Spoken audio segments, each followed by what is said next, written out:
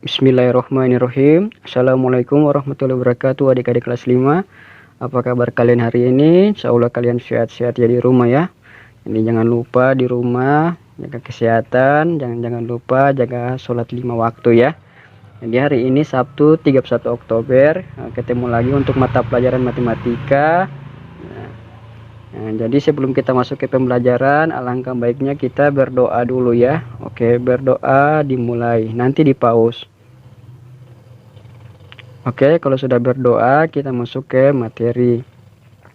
Jadi hari ini masih Pak Guru akan ajarkan tentang berkaitan kompetensi kompetensi dasar sebelumnya ya, yaitu menjelaskan perbandingan dua besaran berbeda, kecepatan sebagai perbandingan jarak dan waktu, dan debit sebagai perbandingan volume dan waktu. Kemudian indikator materi, sebelumnya Pak Guru sudah ajarkan kepada kalian tentang bagaimana itu besaran panjang dan waktu. Kemudian juga Pak Guru sudah ajarkan bagaimana cara mengukur kecepatan, kemudian mengukur jarak dan menentukan waktunya.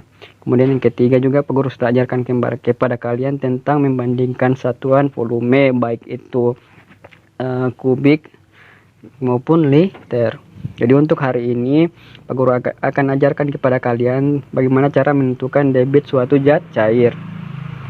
Jadi tujuan pembelajaran kita pada hari ini yaitu setelah mengikuti proses pembelajaran, kalian itu diharapkan dapat menentukan debit dari suatu zat cair ya. Oke, langsung masuk ke materi saja. Oh tunggu, masih ada sub indikator. Pak Guru ingatkan setiap pertemuan ya bahwa ini kemampuan dasar agar kalian mudah dalam memahami debit dari suatu zat cair. Ya, pertama perkaliannya ini Pak Guru ingatkan lagi mengenai perkalian ya. Kalian sudah kelas 5, jadi Pak Guru harapkan sudah hafal perkalian. Oke, kemudian memahami konsep pembagian, kemudian memahami satuan volume maupun waktu. Dan keempat memahami konsep kecepatan, jarak dan waktu. Karena debit ini berkaitan juga rumusnya hampir sama dengan kecepatan, jarak dan waktu. Jika kalian sudah memahami konsep kecepatan, jarak dan waktu, maka cara mencari debit ini juga gampang ya, sangat mudah. Oke, langsung kita masuk ke materi inti. Oke, untuk Pak Guru untuk awal Pak Guru akan jelaskan tentang pengertian dari debit ya. Jadi debit suatu zat cair adalah kecepatan aliran zat cair per satuan waktu. Jadi atau di sini banyaknya zat cair yang mengalir dalam waktu tertentu. Di sini dikatakan bahwa debit zat cair adalah kecepatan aliran zat cair per satuan waktu, atau banyaknya zat cair yang mengalir dalam waktu tertentu. Jadi di sini debit dikatakan bahwa kecepatan dari aliran air atau derasnya air itu dikatakan debit ya. Jadi kecepatan atau tetap kalau mengukur kecepatan ada waktunya ya. Jadi kecepatan dari suatu aliran air atau arus air itu dikatakan dinamakan debit. Oke, nanti mungkin kalian akan paham setelah Pak Guru jelaskan sebentar ya. Jadi untuk membedakan kecepatan dengan debit, pada sini Pak Guru akan jelaskan perbedaannya ya dan kesamaannya. Nah, kalau untuk kecepatan itu kecepatan kan kita mengukur kecepatan suatu benda dari titik A ke titik B. Kemudian jarak yang ditempuh atau yang dilalui. Dan ketiga adalah waktu. Sedangkan debit itu kita mengukur kecepatan aliran suatu zat cair atau kecepatan dari suatu air ya, air yang mengalir, dan volume dari suatu benda. Volume dari suatu benda ini maksudnya ini ukuran dari suatu benda tersebut ya, atau volumenya. Sedangkan untuk waktu dia sama. Jadi sini yang sama adalah waktunya, sedangkan yang berbeda adalah kalau di debit mengukur kecepatan suatu zat cair dan volume, sedangkan kecepatan dan jarak ya. Nah, untuk lebih jelasnya lagi Pak Guru berikan gambar. Di situ ada contoh gambar bahwa ada keran air dan ada suatu bak air ya. Jadi untuk bak air itu adalah volume dari suatu benda, sedangkan debitnya adalah air yang turun itu yang keluar dari keran tersebut. Itu yang dinamakan dengan debit. Jadi kita akan mengukur kecepatan air tersebut.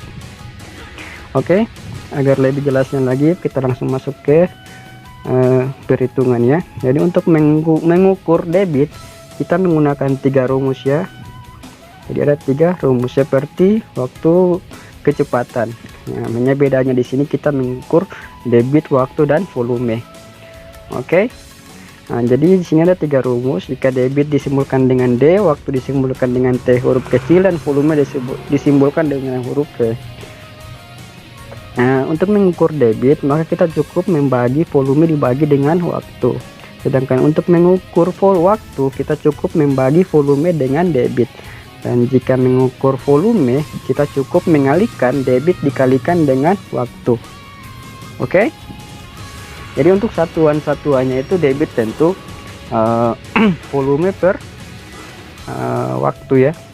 Volume per waktu atau liter per contoh menit ya, itu contohnya. Sedangkan waktu, nah waktu satuannya kalau bukan menit, detik ya, jam ya. Kalau bukan detik, menit atau jam. Sedangkan untuk volume ya, volume ini ada banyak ya, baik milimeter kubik sampai kilometer kubik, kemudian ada juga liter ya. Oke, langsung saja ke penyerapan rumusnya. Oke, di sini ada contoh soal di mana sebuah bak air mempunyai volume sebesar 75.000 cm3. Nah, apabila bak air tersebut dapat diisi penuh dengan waktu 5 menit, hitunglah debit air tersebut dalam satuan liter per menit ya. Jadi di sini ada sebuah bak mandi ya, mempunyai volume itu 75.000 cm3. Kemudian apabila air tersebut dapat diisi penuh dengan waktu 5 menit, nah, di sini disuruh hitunglah debit air tersebut dalam satuan liter per menit. Jadi perhatikan yang ditanya ya, hitunglah debit air tersebut dalam satuan liter per menit. Baiklah, langsung kita gunakan rumus yang tadi. Karena ini yang ditanyakan debit, maka kita gunakan rumus cara mencari debit. Oke, penyelesaian. Nah, jadi debit rumusnya volume dibagi dengan waktu.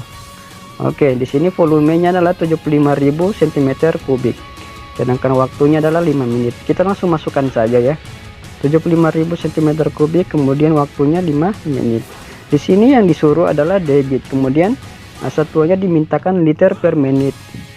Di sini satuannya masih volumenya satuannya masih cm3, maka 75.000 cm3 kita ubah ke dalam bentuk liter dulu ya. Ini guru sudah ajarkan minggu lalu cara mengubah liter ke kubik. Jadi caranya 75.000 cm3 itu sama dengan 75 desimeter kubik ya, karena dibagi dengan 1000. Kemudian 75 desimeter kubik itu sama dengan 75 liter ya. Sehingga kita langsung dapatkan, kita ganti 75.000 cm3 dengan 75 liter. Nah, sekarang kita bagi dengan 5. Langsung saja, 75 dibagi 5 adalah 15. Sehingga kita dapatkan hasilnya ya, debitnya. Sehingga dapat kita simpulkan bahwa debit air untuk mengisi penuh bak mandi tersebut adalah 15 liter per menit. Oke, untuk contoh soal cara mencari debit, Pak Guru rasa gampang ya. Kalian hanya cukup mengubah membagi volumenya dengan waktu. Kemudian kalian perhatikan yang ditanya ya. Jika ditanyakan liter per detik atau per menit ya, kalian tinggal mengubah aja ya. Oke, langsung kita masuk ke contoh yang kedua ya. Oke, contoh yang kedua, di sini ada contoh Pak Tono memiliki bak mandi dengan volume 125.000 cm3. Nah, keran air yang terdapat pada bak mandi tersebut memiliki debit air sebesar 10 liter per menit. Pertanyaannya, berapa menitkah waktu yang diperlukan Pak Tono untuk mengisi bak mandi tersebut sampai penuh? Di sini Pak Tono mempunyai bak mandi yang ukurannya 125.000 cm3 ya. Kemudian keran airnya itu mempunyai kecepatan debit sebesar 10 liter per menit. Nah, di pertanyaan di sini ya, berapa menitkah? Jadi yang ditanyakan adalah waktunya ya. Jadi waktu yang diperlukan untuk mengisi bak mandi tersebut sampai penuh. Oke, langsung kita praktekkan. Karena di sini ditanyakan waktu, maka kita gunakan rumus waktu ya. Seperti tadi Pak Guru jelaskan tadi, bahwa untuk mencari waktu kita cukup membagi volume dengan debit. Di sini volumenya adalah 125.000 cm3. dan debitnya adalah 10 liter per menit. Nah, di sini kita perhatikan, di sini ada perbedaan satuan ya. Dimana di atas itu masih cm kubik, sedangkan yang di bawah untuk debitnya itu masih dalam bentuk liter. Jadi di sini kita menyesuaikan volume dengan kepada debit ya. Jadi yang cm kubik itu kita ubah ke dalam liter. Jadi 125.000 meter 125 cm kubik, maaf ya, cm kubik itu Pak Guru lupa tulis. Cm kubik itu sama dengan 125